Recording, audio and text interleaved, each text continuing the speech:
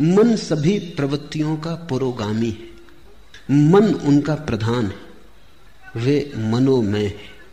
यदि कोई दोषयुक्त मन से बोलता है या कर्म करता है तो दुख उसका अनुसरण वैसे ही करता है जैसे गाड़ी का चक्का खींचने वाले बैलों के पैर का। छोटा सूत्र पर बड़ा दूरगामी। ध्यान रखना, बुद्ध किसी शास्त्र को नहीं दोहरा रहे हैं, बुद्ध से शास्त्र पैदा हो रहा है। मन सभी प्रवृत्तियों का पुरोगामी है। कोई भी वृत्ति उठती है, राह पर तुम खड़े हो, एक सुंदर कार निकली, क्या हुआ तुम्हारे मन में? एक छाप पड़ी, एक काली कार निकली, एक प्रतिबिंब गूंजा। कार के निकलने से वासना पैदा नहीं होती। अगर तुम देखते रहो और तुम्हारा देखना ऐसा ही तटस्थ हो जैसे कैमरे की आंख होती, कैमरे के सामने से भी कार निकल जाए, वो फोटो भी उतार देगा तो भी कार खरीदने नहीं जाएगा और न सोचेगा कि कार खरीदनी है। अगर तुम वहां खड़े हो और कैमरे जैसी तुम्हारी आंख है, तुमने सिर्फ देखा, काली कार गुजर गई, चित्र बना गया, एक छाया आई गई, कुछ भी कठिनाई नहीं। लेकिन जब ये काली छाया कार की तुम्हारे भीतर से निकल रही, तब तुम्हारे मन में एक कामना जगी, ऐसी कार मेरे पास हो। मन में एक विकार उठा, एक लहर उठी, जैसे पानी में किसी ने कंकड़ फेंका और लहर उठी। कार तो जा चुकी, अब लहर तुम्हारे साथ है। अब ये लहर तुम्हें चलाएगी। तुम धन कमाने में लगोगे, या तुम चोरी करने में लगोगे, या किसी की जेब काटोगे। अब तुम कुछ करोगे। अब वृत्ति ने तुम्हें पकड़ा। अब वृत्ति तुम्हारी कभी क्रोध करवाएगी अगर कोई बाधा डालेगा। अगर कोई मार में आएगा तो तुम हिंसा करने को उतारू हो जाओगे, मरने मारने को उतारू हो जाओगे। अगर कोई सहारा देगा तो तुम मित्र हो जाओगे, कोई बाधा देगा तो शत्रु हो जाओगे। अब तुम्हारी रातें इसी सपने से भर जाएंगी। बस ये कार तुम्हारे आसपास घूमने लगेगी। जब तक ये ना हो जाए तुम्हें चैन ना मिलेगा। और मजा ये है कि वर्षों की मेहनत के बाद जिस दिन ये तुम्हारी हो जाएगी, तुम अचानक पाओगे कार तो अपनी हो गई, लेकिन अब इन वर्षों की बेचैनी का अभ्यास हो गया। अब बेचैनी नहीं छोड़ती। कार तो अपनी हो गई लेकिन बेचैनी नहीं जाती, क्योंकि बेचैनी का अभ्यास हो गया। अब तुम इस बेचैनी के लिए नया कोई यात्रा पथ खोजोगे। बड़ा मकान बनाना है, हीरे ज़वारात खरीदने हैं। अब तुम कुछ और करोगे, क्योंकि अब बेचैनी तुम्हारी आदत हो गई। और अब इस बेचैनी का तुम क्या करोगे? इस सालों तक बेचैनी को संभाला, कार तो मिल गई, लेकिन अब कार का मिलना न मिलना बराबर है। अब ये बेचैनी पकड़ गई। इसलिए तो धनी बहुत लोग हो जाते हैं और धनी नहीं हो पाते, क्योंकि जब वे धनी होते हैं तब तक बेचैनी अभ्यास का हो गया उसका। जब तक धनी हुए तब तक चैन से ना रह सके। सोचा कि जब धनी हो जाएंगे तब चैन से रह लेंगे, लेकिन चैन कोई इतनी आसान बात है? अगर बेचैनी का अभ्यास घना हो गया तो धनी तो तुम हो जाओगे, बेचैनी कहां जाएगी? तब और धनी होने की दौड़ लगती और मन कहता और धनी हो जाएं फिर। लेकिन सारा जाल मन का है। बुद्ध ने अपनी एक एक वृत्ति को जांचा और पाया कि वृत्ति मन के सरोवर में उठी लहर है। वृत्ति का मतलब ही लहर होता है, वो मन का कब जाना है। अगर मन निष्कंप रह जाए तो कोई वृत्ति पैदा नहीं होती। अगर मन कब गया तो वृत्ति पैदा हो जाती। फिर कोई फर्क नहीं पड़ता कि किस चीज से कपता है। आज से 2500 साल पहले बुद्ध के समय में कार तो नहीं थी, तो कई नासमझ सोचते हैं कि तब बड़ी शांति थी, क्योंकि कार नहीं थी तो कार की तो चिंता पैदा ही नहीं हो सकती थी। हवाई जहाज नहीं था तो हवाई जहाज खरीदना, इसकी चिंता तो पैदा नहीं हो सकती थी। लेकिन तुम गलती में हो, चिंताएं इतनी ही थी, क्योंकि किसी के पास शानदार बैलगाड़ी थी, बग्घी थी, वो चिंता पैदा करवाती थी। किसी के पास शानदार घोड़ा था, वो चिंता पैदा करवाता था। चिंता के लिए विषय से कोई फर्क नहीं पड़ता। तुम लहर सरोवर में उठाने के लिए एक कंकड़ फेंको या कोहिनूर हीरा फेंको, इससे कोई फर्क नहीं पड़ता। कोहिनूर हीरा भी वृत्ति उठाता है, साधारण कंकड़ भी उतनी ही वृत्ति उठाता है, उतनी लहर उठाता है। पानी फिक्र नहीं करता कि तुमने कोहिनूर फेंका कि कंकड़ फेंका। कुछ फेंका, बस इतना काफी है। मन में कुछ भी फेंका और उपद्रव शुरू हुआ। मन सभी प्रवृत्तियों का पुरोगामी, मन उनका प्रधान है, वे मनोमय है। यदि कोई दोषयुक्त मन से बोलता है या कर्म करता है तो दुख उसका अनुसरण वैसे ही करता है जैसे गाड़ी का चक्का खींचने वाले बैलों के पैर का। बुद्ध ने एक सूत्र पाया, जीवन में दुख है, हम भी जीवन में दुखी हैं। और जब हमें दुख पकड़ता है तो हम पूछते हैं किसने दुख पैदा किया, कौन मेरा दुख पैदा कर रहा है? पत्नी, पति, बेटा, बाप, मित्र, समाज, कौन मेरा दुख पैदा कर रहा है? आर्थिक व्यवस्था, सामाजिक ढांचा, कौन मेरा दुख पैदा कर रहा है? मार्क्स से पूछो तो वो कहता है दुख पैदा हो रहा है क्योंकि समाज का आर्थिक ढांचा गलत है, गरीबी है, अमीरी है, इसलिए दुख पैदा हो रहा है। फ्रायड से पूछो तो वो कहता है दुख इसलिए पैदा हो रहा है कि मनुष्य को अगर उसकी वृत्तियों के प्रति पूरा खुला छोड़ दिया जाए तो वो जंगली जानवर जैसा हो जाता है। दुख पैदा होगा उससे, सभ्यता नष्ट हो जाएगी। अगर उसे संभाला बुझाया जाए, तैयार किया जाए, परिष्कृत किया जाए तो दमन हो जाता है। दमन होने से दुख पैदा होता है। इसलिए फ्रायड ने कहा दुख कभी भी ना मिटेगा। अगर आदमी को बिल्कुल खुला छोड़ दो तो मारकाट हो जाएगी, क्योंकि आदमी के भीतर हजार तरह की जानवरी वृत्तियां हैं। अगर दबाओ, ढंग का बनाओ, सज्जन बनाओ तो दमन हो जाता है। दमन होता है तो दुख होता रहता है, वृत्तियां पूरी नहीं हो पाती। पूरी करो तो मुसीबत, न पूरी करो तो मुसीबत। तो फ्रायड ने तो अंत में कहा कि आदमी जैसा है कभी सुखी हो ही नहीं सकता, सुख असंभव है। फ्रायड और मार्क्स, इनका विश्लेषण ही अगर अकेला विश्लेषण होता तो पक्का है कि आदमी कभी सुखी नहीं हो सकता। क्योंकि रूस में गरीब अमीर मिट गए लेकिन दुख नहीं मिटा। गरीब अमीर मिट गए तो दूसरे वर्ग खड़े हो गए। कोई पद पर है, कोई पद पर नहीं है, कोई कम्युनिस्ट पार्टी में है, कोई कम्युनिस्ट पार्टी में नहीं है। जो पद पर है वो इतना शक्तिशाली हो गया है जितना धनी पुराने दिनों में कभी भी न था, और जो पद पर नहीं है वो इतना निर्बल हो गया है जितना भूखा भिखमंगा गरीब कभी नहीं था। धनी के हाथ में इतनी ताकत कभी नहीं थी जितनी रूस में पदाधिकारी के हाथ में। संघर्ष वहीं के वहीं खड़ा है, भेद वहीं के वहीं खड़ा है। वर्ग नए बन गए, पुराने मिटे। तो कुछ ऐसा लगता है आदमी बीमारी बदलता जाता है। क्रांतियों के नाम से केवल बीमारी बदलती, कुछ भी बदलता नहीं। ऊपर के ढंग बदलते हैं, भीतर का रोग जारी रहता है। सब क्रांतियां व्यर्थ हो गई। सिर्फ बुद्ध की एक क्रांति अभी भी सार्थकता रखती। बुद्ध कहते हैं तुम्हारे मन में ही कारण है। बाहर खोजने गए, पहला कदम ही गलत पड़ गया, अब तुम ठीक कभी ना हो पाओगे। तुम्हारे मन में ही दुख का कारण है। जब भी तुम किसी को दुख देना चाहते हो तुम दुख पाओगे। जब भी तुम दुख देने की आकांक्षा से भरे किसी विचार के पीछे जाते हो तुम दुख के बीज बो रहे हो। दूसरे को दुख मिलेगा या नहीं मिलेगा, तुम्हें दुख जरूर मिलेगा। तुम अगर आज दुख पा रहे हो तो बुद्ध कहते हैं कल बोए बीजों का फल है। और अगर कल तुम चाहते हो दुख न पाओ तो आज कृपा करना, आज बीज मत बोना। यदि कोई दोषयुक्त मन से बोलता है, सोचता है, व्यवहार करता है या वैसे कर्म करता है तो दुख उसका अनुसरण वैसे ही करता है जैसे गाड़ी जाती तो बैलों के पीछे चाक चले आते। तुम्हारे मन में अगर किसी को भी दुख देने का जरा सा भी भाव है तो तुम अपने लिए बीज बो रहे हो। क्योंकि तुम्हारे मन में जो दुख देने का बीज है वो तुम्हारे ही मन की भूमि में गिरेगा, किसी दूसरे की मन की भूमि में नहीं गिर सकता। बीज तो तुम्हारे भीतर है, वृक्ष भी तुम्हारे भीतर ही होगा, फल भी तुम ही भोगोगे।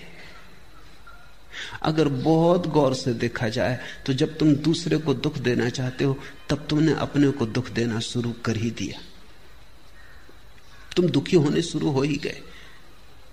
तुम क्रोधित हो, किसी पर क्रोध करके उसे नष्ट करना चाहते हो, उसे तुम करोगे या नहीं ये दूसरी बात है, लेकिन तुमने अपने को नष्ट करना शुरू कर दिया। बुद्ध कहते थे क्रोध से बड़ी कोई मूढ़ता नहीं, दूसरे के कसूर के लिए तुम अपने को दंड देते हो। एक आदमी ने तुम्हें गाली थी, कसूर उसका होगा, अब क्रोधित तुम हो रहे हो, दंड तुम अपने को दे रहे हो, कसूर उसका था। इससे ज्यादा मूढ़ता और क्या हो सकती? उसने गाली दी, उसकी समस्या है, तुम क्यों बीच में आते हो? तुम गाली मत लो, लेने पर निर्भर है, लेना आवश्यक नहीं। आप मुझे गाली दे सकते हैं लेकिन लेने पर थोड़ी मजबूर कर सकते। देना आपके बस में, लेना मेरे बस में। उस मालकियत को मुझसे कोई कभी नहीं छीन सकता। मैं कह सकता हूं कि नहीं लेता, फिर तुम क्या करोगे? तुम्हारी गाली तुम्ही पर लौट जाएगी। तुमने गाली देने के लिए जो तैयारी में दुख भोगा वो भोगा, अब गाली लौटेगी तब तुम जो दुख भोगोगे वो भोगोगे। जब हम किसी चीज को अपने मन के भीतर ले लेते तभी वो सक्रिय हो जाती, और दूसरे से लेने की कोई जरूरत नहीं है। तुम अपने भीतर ही इतने दुख के बीज पैदा करते रहते हो अकारण। मैं कलकत्ते में एक मित्र के घर मेहमान होता था। उनके पास सबसे बढ़िया कोठी है कलकत्ते में, ठीक कहना चाहिए, अब नहीं। अब एक दूसरी कोठी खड़ी हो गई, पड़ोस में खड़ी हो गई।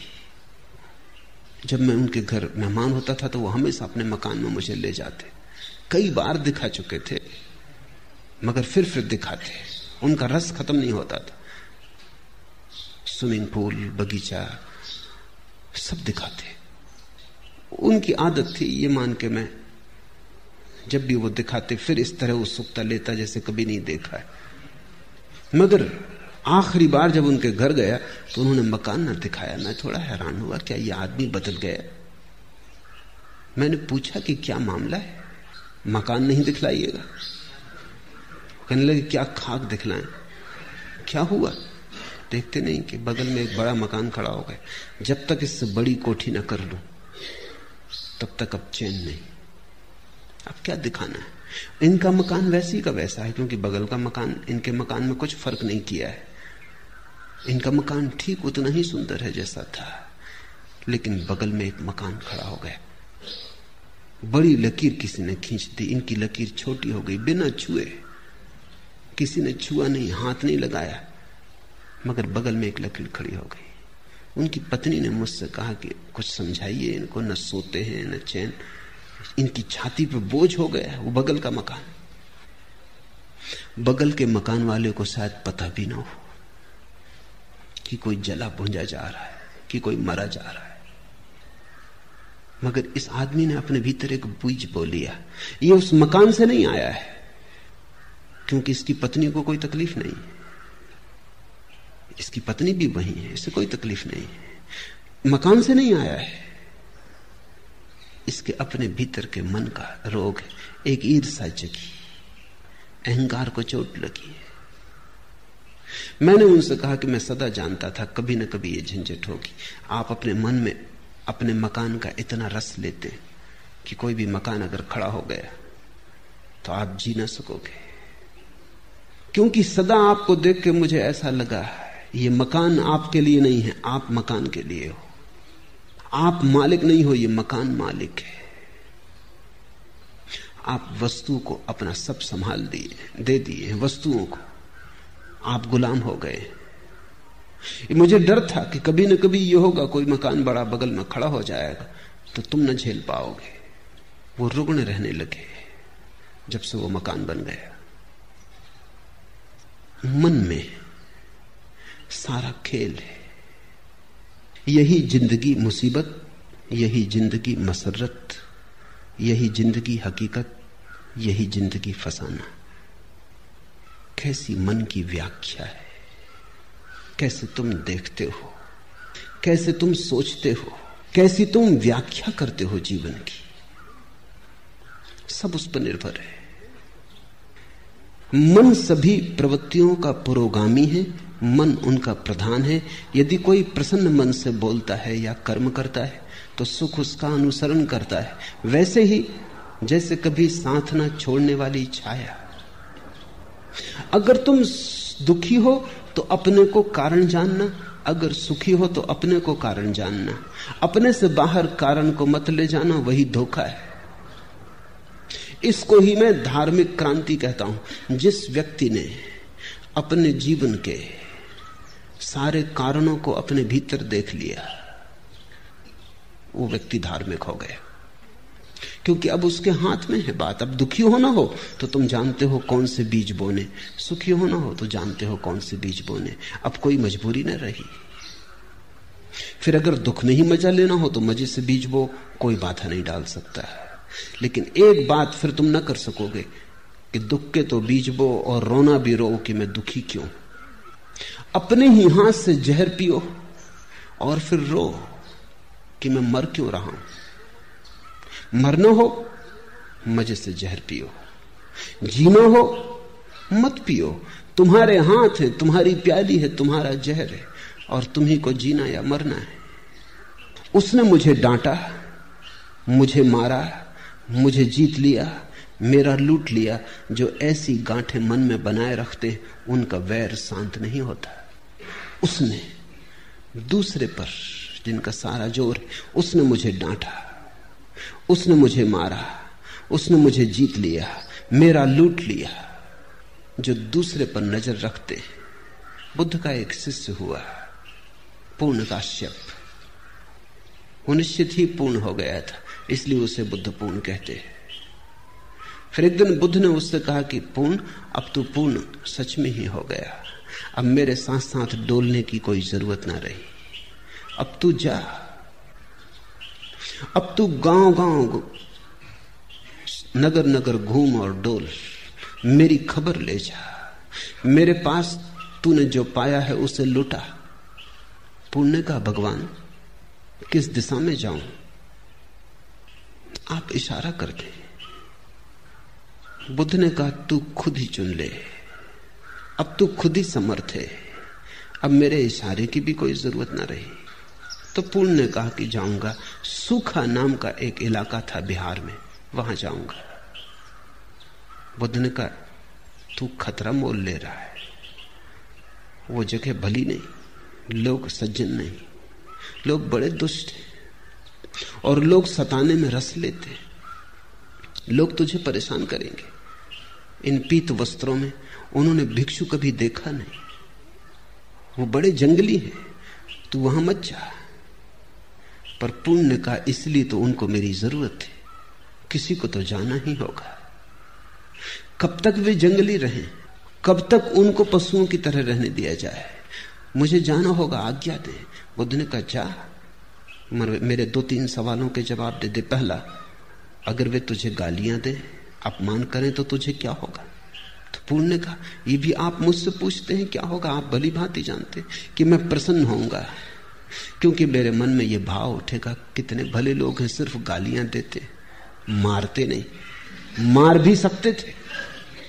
बुद्ध ने कहा, ठीक, मगर अगर मारने ही लगे तो तेरे मन में क्या होगा?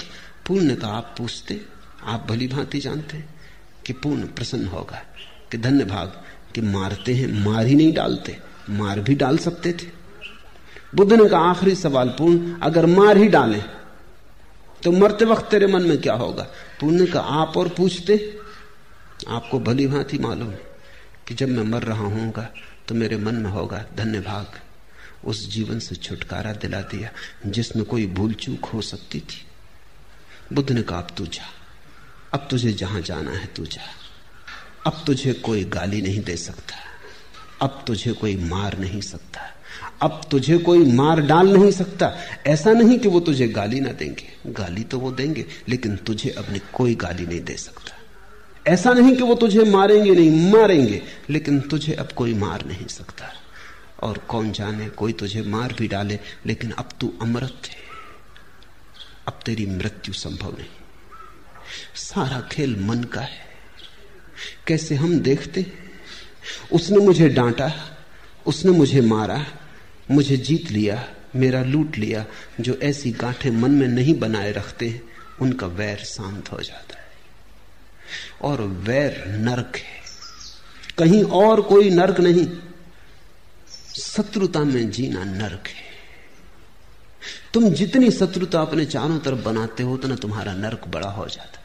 तुम जितनी मित्रता अपने चारों तरफ बनाते हो उतना स्वर्ग खड़ा हो जाता है।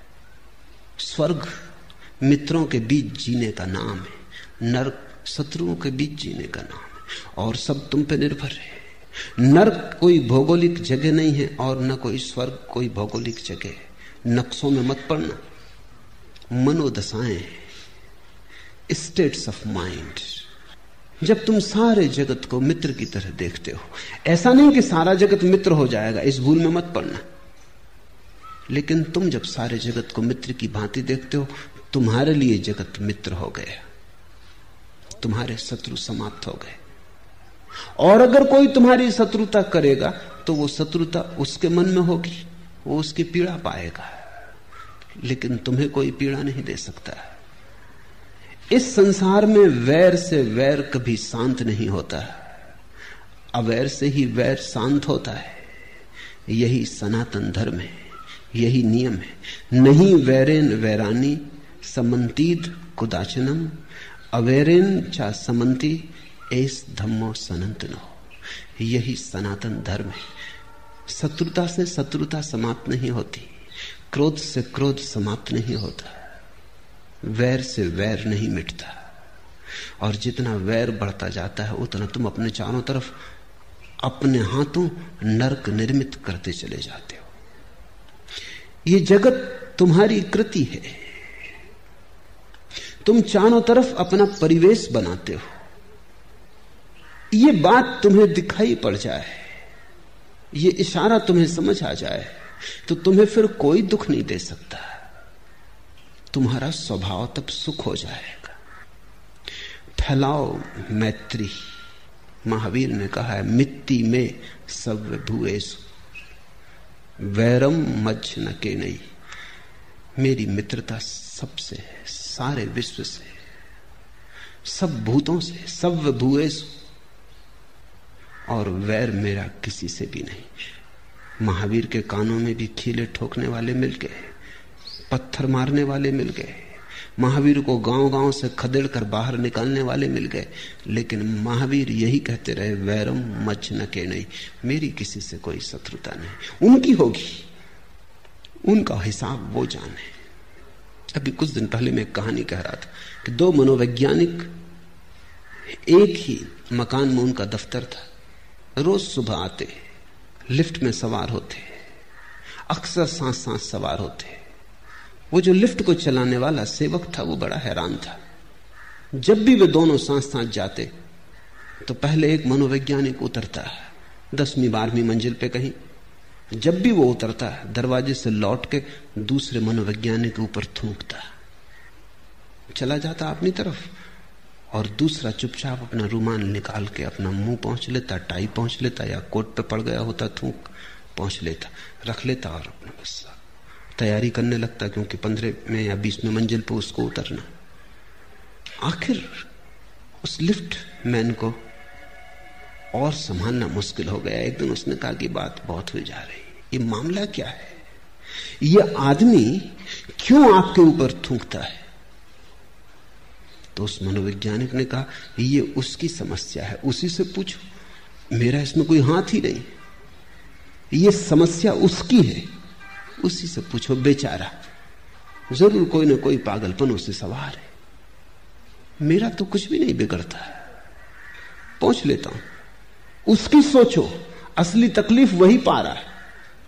थूकने के पहले तकलीफ पाता होगा, थूकते वक्त तकलीफ पाता है, पीछे तकलीफ पाता होगा, क्योंकि समस्या उसकी है, वही कुछ कर रहा है, हम तो केवल दर्शक हैं। अगर जीवन को ऐसे देखने की कला आ जाए तो फिर तुम्हें कोई दुख नहीं दे सकता। दूसरा देना भी चाहे तो ये उसकी समस्या है। और तुम इस भ्रांति में कभी मत पड़ना कि वैर से तुम दूसरों के वैर को मिटा दोगे, कभी कोई नहीं मिटा पाया। प्रेम से ही मिटता है वैर, करुणा से ही मिटता है क्रोध। इस संसार में वैर से वैर कभी शांत नहीं होते, अवैर से ही होते। यही सनातन नियम है, ये बुद्ध के धर्म की आधारशिला है। और थोड़ा सोचो भी, कि कौन तुम्हें सुख दे पाता है, कौन तुम्हें दुख दे पाता है, सब तुम्हारे मन का ही हिसाब है। अभी घड़ी भर पहले जो बात सुख देती थी, घड़ी भर बाद दुख देने लगती। अभी जो बात दुख दे रही, घड़ी भर बाद सुख दे सकती है।